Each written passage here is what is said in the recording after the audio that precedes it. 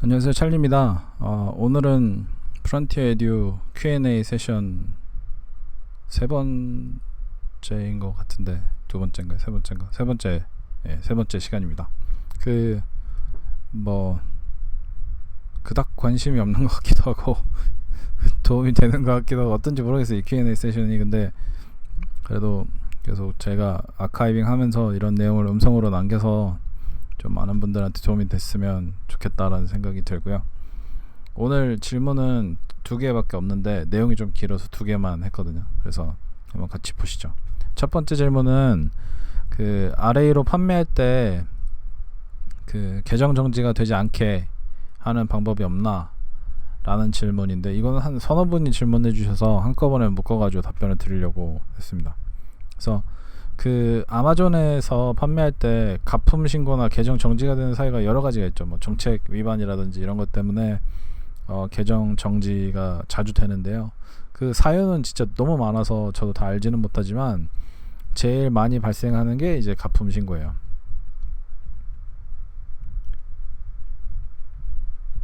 이 가품 신고는 실제로 가품이어서 신고하는 게 아니라 아마존 리스팅이랑 그다음에 내 받은 상품이랑 다르면 무조건 신고를 하면 가품 신고로 이 카테고라이징이 되거든요.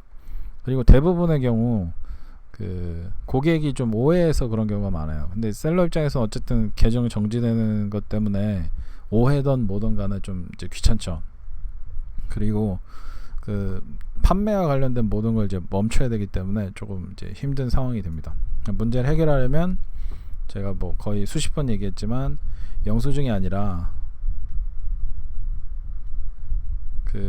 인보이스거든요. 이게 송장이나 뭐 구매증 같은 뭐 그런 거예요. 그래서 그런 걸 받으셔야 되는데, 이 일반적으로 RA 판매하시는 분들은 PL 판매하시는 분들이랑 다르게 이제 쇼핑몰이나 소량으로 구매를 하시잖아요. 그럴 경우에는 이 인보이스 받는 게 되게 힘들어요. 좀 쉽진 않습니다. 좀 많이 구매하는 데가 뭐 월마트라든지 이케아 사이트라든지 뭐 디즈니 사이트라든지 이런 데서 구매를 하게 되면 영수증을 주지 인보이스를 주진 않아요. 온라인 쇼핑몰은 거의 99% 그러거든요. 그래서 RA를 통해서 판매할 때가 조금 더 위험하거나 어렵다고 생각해야 되는 경우가 많은데, 요즘은 PL 셀러들도 얘기를 왜 안 하는지 모르겠는데 계정 정지가 되게 많이 돼요, 이 가품 신고로. 이건 좀 얘기가 다르긴 하지만 PL에서 이제 대부분 다 OEM이니까 사실 상품이 똑같잖아요. 똑같은 상품 팔고 있는 아마존 셀러 중 하나가 제 걸 사서 가품 신고를 해버리는 거예요. 얘 리스팅에 있는 거랑 내가 받은 거랑 전혀 다르다 라고 가품 신고를 해버려요. 그렇게 되면 나는 내가 만든 건데도 불구하고 가품 신고를 받아서 계정이 멈춰버리거든요. 또 하나는 론칭한다고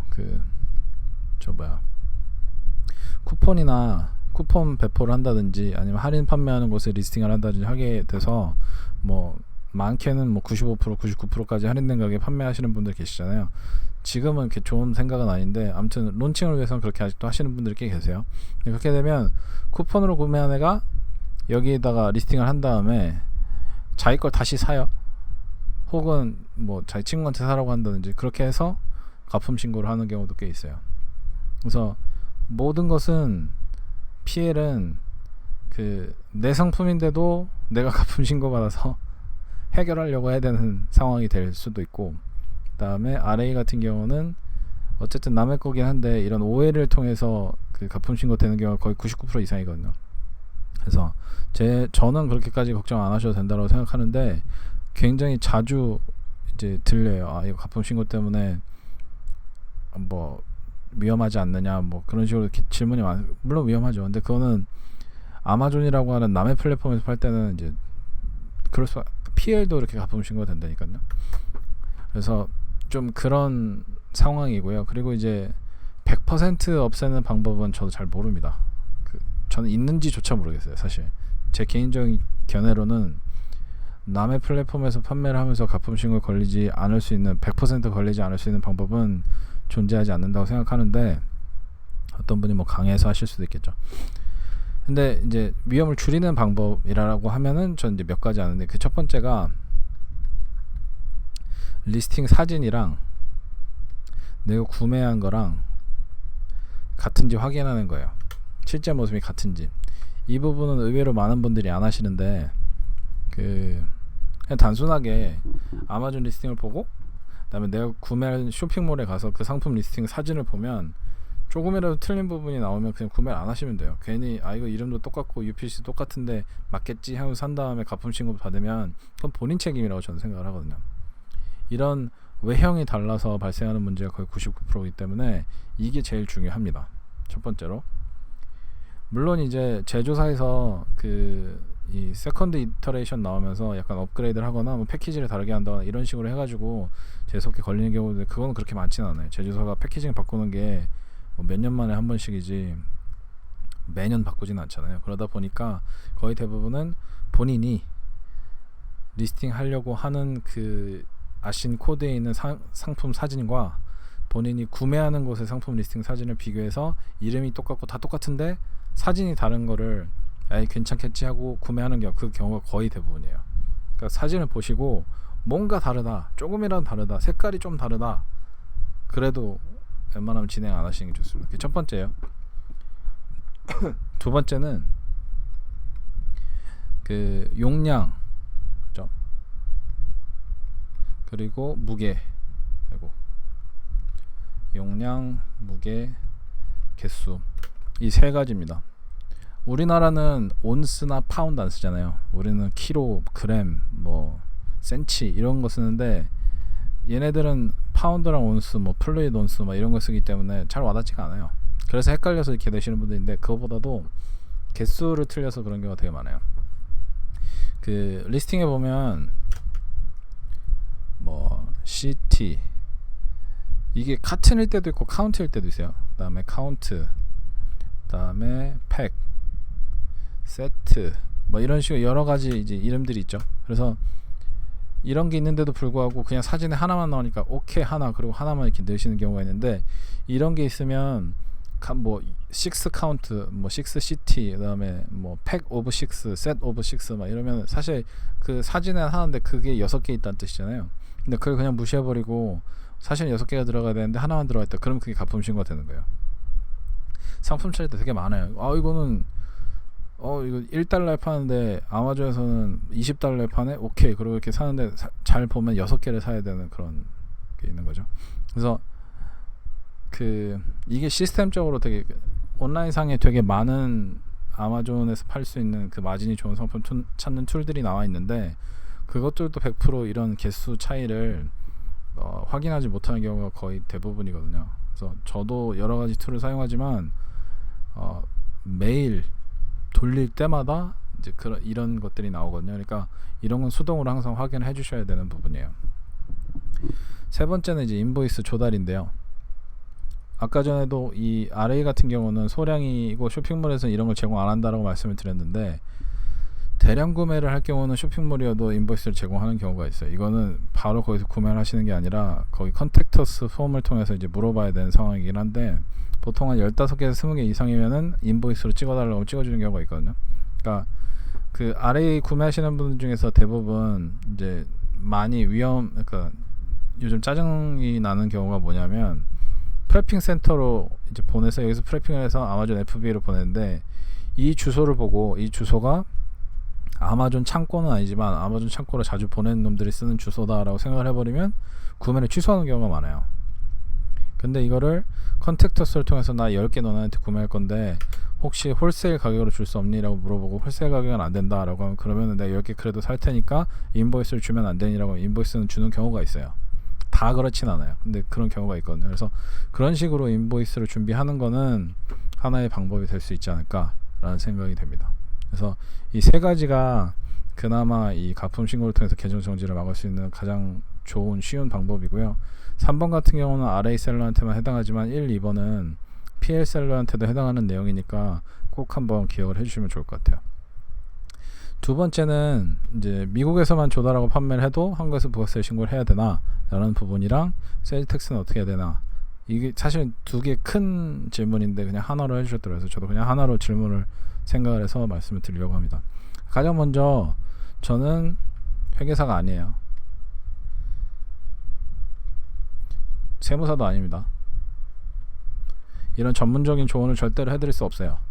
다만 저는 제가 사용하는 방법은 이렇습니다 라고만 말씀을 드릴 거예요. 그리고 제 주변인들이 사용하는 방법을 이제 예시를 들어드릴 수 있는 거고, 이렇게 하시라는 말씀이 아니에요.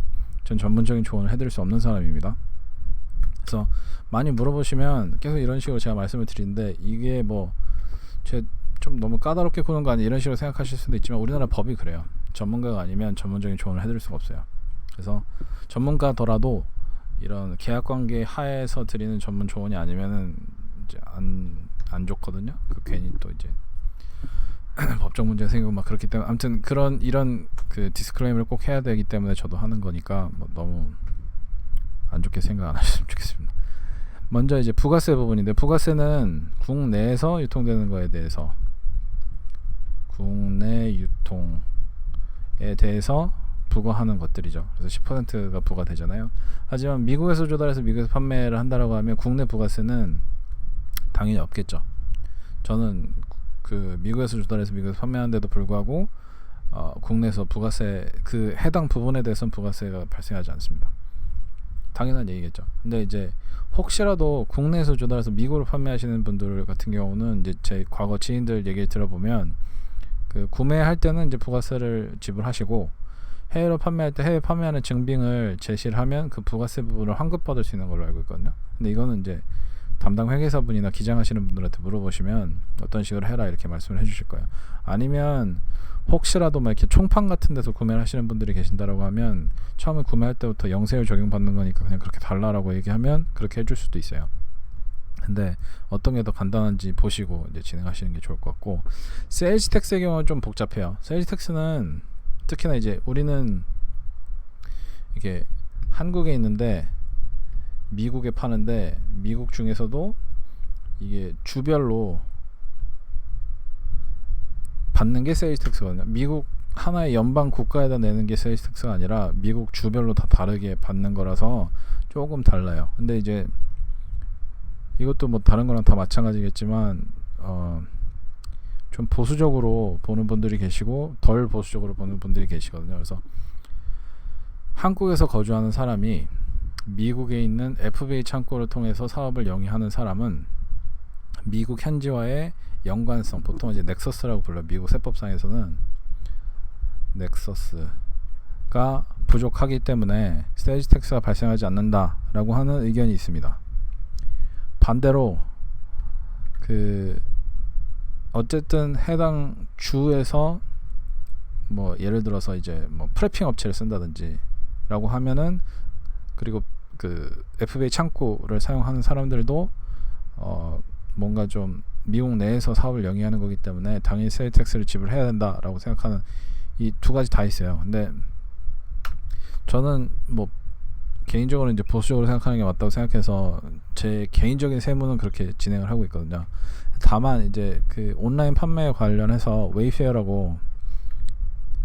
웨이페어랑 그 펜실베니아인지 어딘지 기억은 안 나는데, 아무튼 그 주에서 세일즈 텍스 관련한 법, 그 대법, 그러니까 주 대법이죠. 주 대법의 판결문이 있는데, 거기에서는 세일즈 텍스를 지불해야 된다라고 하긴 했지만 금액이 10만 달러 이상, 그리고 엔드 5인 것 같아요. 5와 200건 이상의 거래가 있을 경우에만 세일즈 텍스를 인정한다, 이런 식으로 이렇게 어디 있었거든요. 저는 변호사도 아니에요. 그러니까 제 말씀을 믿지 말고 이 웨이페어와 펜실베니아 주 간의 이 그 판례를 찾아보시면 거기 정확히 문구가 있을 겁니다. 그래서 제 기억으로는 10만이랑 200건인데 좀 이게 수치는 다를 수 있지만, 아무튼 그런 약간 threshold가 있기 때문에 그 이상 되는 분이 아니시면, 그리고 이건 한 주에서 그런 거예요. 한 주에서 10만 달러 이상 200건 이상이기 때문에 특정 주에서 그 이상으로 판매가 되지 않으시는 분들 그렇게까지 걱정 안 하셔도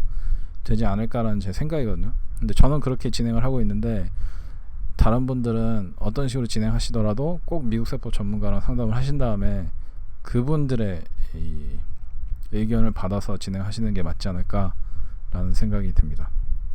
아무튼 오늘은 이 두 가지 질문인데 제 생각에는 이런 식으로 그 목요일마다 몇 개씩 하는 게 전 괜찮거든요. 혹시 어떤 생각, 뭐 이거 하지 말고 딴 거 해라 막 이렇게 하시면 그냥 뭐 딴 거 해도 되고요. 그래서 뭐 도움이 되시는지 아니면은 다른 걸 했으면 좋겠는지 한번 말씀을 아래다 남겨주시면 좋겠습니다.